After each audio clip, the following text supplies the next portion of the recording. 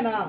आमाशय के बारे में आपको समझाया गया था कि आमाशय जो है या उदर गुहा का माने उदर गुहा का आहार नाल का सबसे चौड़ा भाग है ना, जो उदर गुहा के बाईं ओर और डायफ्राम के नीचे स्थित होता है।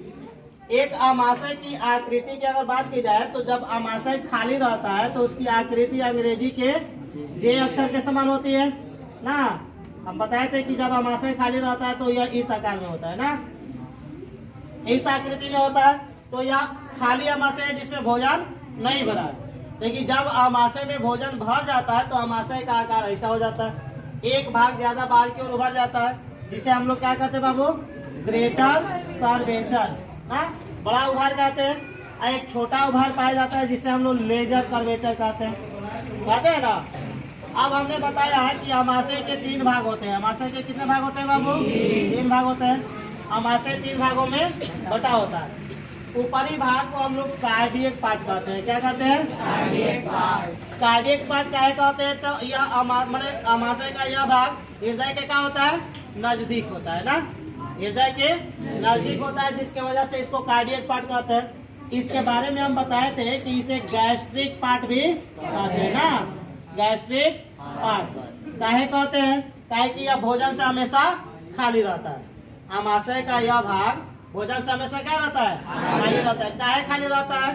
ताकि आमाशय एक प्रकार का मिक्सिंग मशीन है जो भोजन को क्या करता है, फेंटता है। ठीक है, तो भोजन को फेंटता है तो जाहिर सी बात है कि यह जगह जब खाली नहीं रहेगा तो भोजन सही ढंग से नहीं फेंटा पाएगा। अब बताया जा रहा है बाबू कि आमाशय का जो मिडिल भाग होता है इसे हम लोग क्या कहते हैं, फंडस कहते हैं ना। ये फंडस हो गया आमाशय का मध्य भाग। आमाशय का जो निचला भाग होता है वह पाइलोरस कहलाता है। क्या कहलाता है? पाइलोरस। हम बताए थे बाबू आप लोग को कि आमाशय जो है यह आहार माने ग्रास नली से जुड़ा रहता है। ये ग्रास नली है ना, ग्रास नली। अब कह रहा है कि आमाशय का वह भाग जो ग्रास नली से जुड़ा होता है वहां पर एक छिद्र पाया जाता है। क्या पाया जाता है बाबू? छिद्र पाया जाता है। और इस छिद्र को हम लोग क्या कहते हैं बाबू? Cardiac orifice. इसे कार्डियक ऑरिफिस कहते हैं। और ये भी बताया गया था कि ये जो कार्डियक ऑरिफिस होता है इसके चारों ओर क्या पाया जाता है, तो संकुचनशील पेशियों का घेरा पाया जाता है।